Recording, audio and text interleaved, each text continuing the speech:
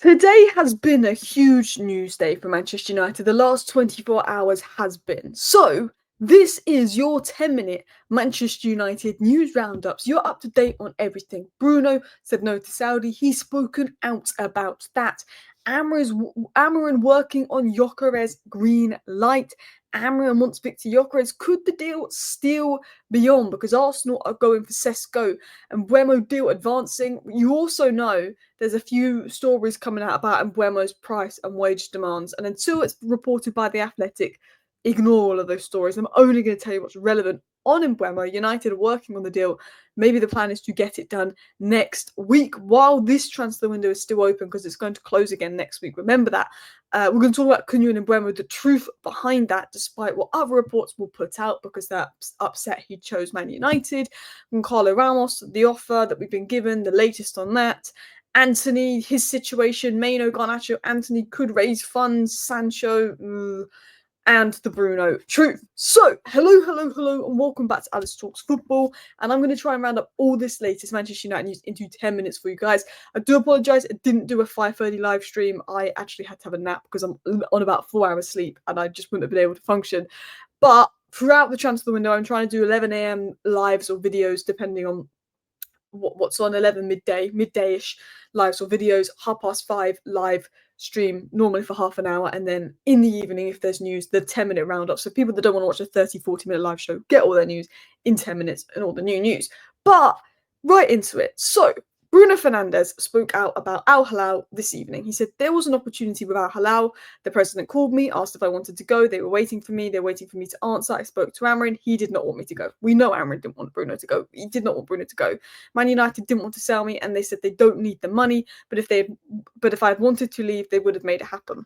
So basically, everything we knew, everything that had been reported by Bruno, he said.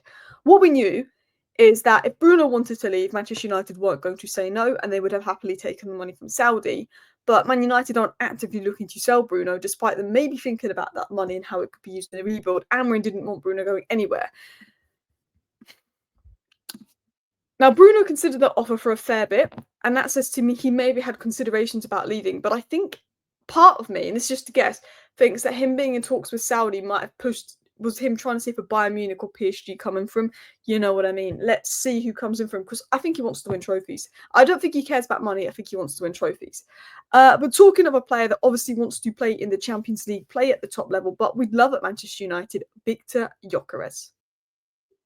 So, Ruben Amorim is actively pushing to get Viktor Gyokeres green light, is being reported. Actively pushing for it. Now, we know that Gyokeres is Amorim's dream striker. We know that Gyokeres had talks with Arsenal. Arsenal seem to be going for Sesko, but it isn't confirmed yet, but it looks like they're going that way.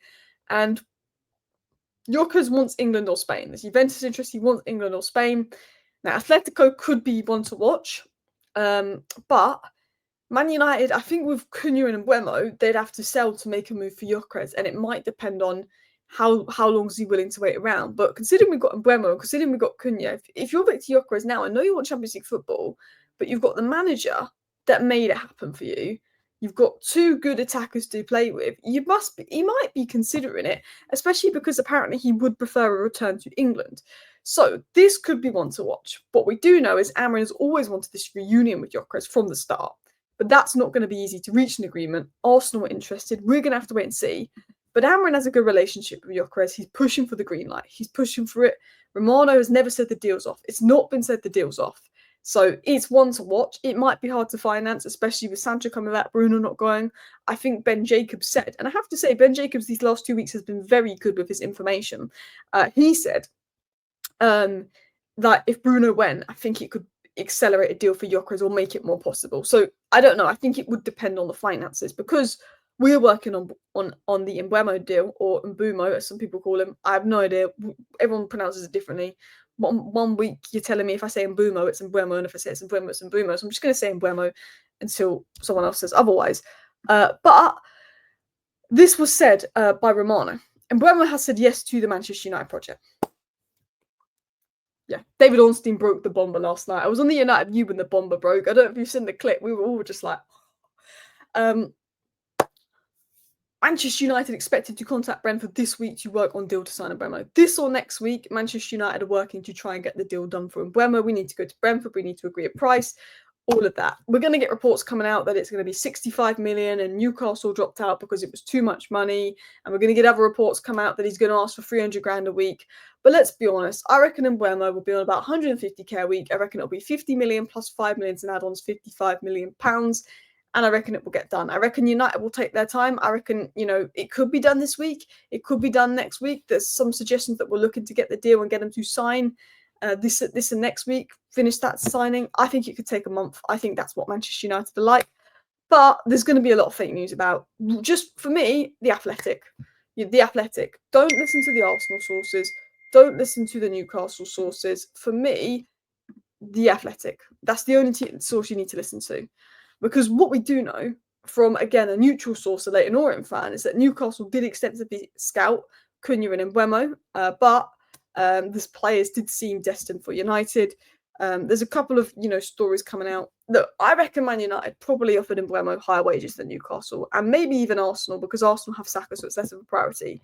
Man United probably offered him the highest wages out of those clubs because we generate twice the amount of money of Newcastle.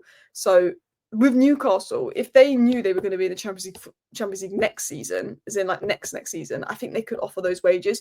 But if in case they don't get Champions League football next season, if they offer him crazy wages, they're at a slight disadvantage. And I feel like it's sometimes a bit unfair to Villa and Newcastle, these PSR rules. So United are definitely in a position to offer more. But I feel like there's some reports coming out that I'm not even giving attention to that are claiming that we're offering him 250k, 300k a week, which we know is not what Ineos want to do. Woodward would have done that.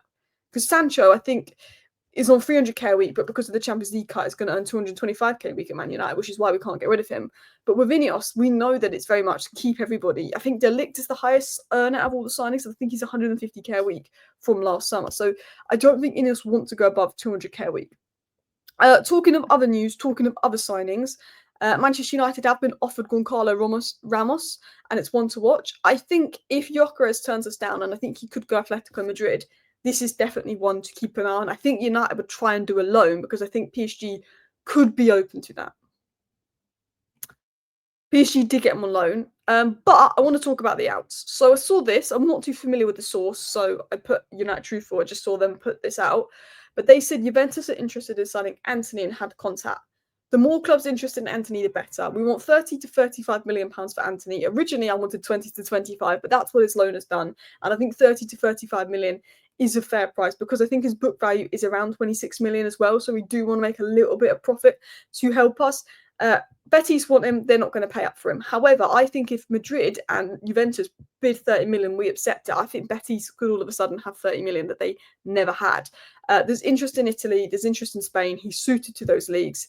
So let's hope that Antony goes. I think Sancho, the good thing about him going is we've got 5 million for him. So I think we'll just probably accept 20 million for Sancho now if we're going to sell him, because at least Chelsea have given us 5 million for him. Rashford, there's talk about it being a loan. I'm hoping it will be a permanent. Barcelona do have the money. They're just going to be stingy because it's Man United. Like if it was a Man City player, they'd pay 40 million. Because it's Man United, they're going to try and see if they can get him on loan. The big one is Garnacho. Some reports saying he's 40 million. If he's 40 million, we're going to have about 100 clubs wanting to buy Garnacho. Well, not 100, but we're going to have like maybe 5-6 clubs in for Garnacho. I think we're well within our rights to ask for 50 million. I know the fallout of Amorim has lowered Garnacho's price, but we're well within our rights for 50 million. So talking about Leverkusen are keeping tabs on Antony. Madrid are also are also monitoring Garnacho, but they are also looking at other targets. Chelsea not ruling out Garnacho, but they're focused on Gittins. And there has been inquiries about Mainoo, but we're not prioritising Mainoo's sale. The sales we're prioritising are Malacia, Garnacho, Rashford, Antony, Sancho. They are the priorities. Bayindir as well. They're the 6 priorities. Other players were happy to offload a Casemiro because of his wages. Højlund, obviously, and Nana. And then in the tier below that is people like Kobbie Mainoo. Like, he's not like someone we're looking to offload, but I don't think Ineos are against it. I wouldn't offload him, but I think Ineos, for the right fee, could be. Other news in regards to Sancho from Sky Sports was that there are a lot of clubs in Europe having a look at him. And Ben Jacobs said he does have a bit of interest from Saudi. So Manchester United believe that Sancho will go. I think it's going to be another loan deal. We'll have to wait and see. And then in regards to Bruno, Sky Sports said that Bruno is a person that's not motivated by money. and he wants to be in the Premier League. I think if it was PSG or Bayern Munich, Bruno would have said yes. I think he wants to win trophies. I don't think he is motivated by money, and I think he's a good example for a leader. But look, a lot of people saying Bruno's staying, Bruno's staying. I do think if a top team came in for Bruno and gave Man United 80, 90 million, I think Bruno would go. I do. I think Bruno would go. But we're not. 5 years ago, you'd have top teams paying 80, 90 million for Bruno Fernandes. Look at how much Eden Hazard went with 1 year left on his contract. Look at the Coutinho prices. But I think in this day and age, I don't think that's going to happen. And I think Bruno could stay. Sancho has also announced he's now leaving Chelsea. Anyway, thank you for watching. See you next time. Bye.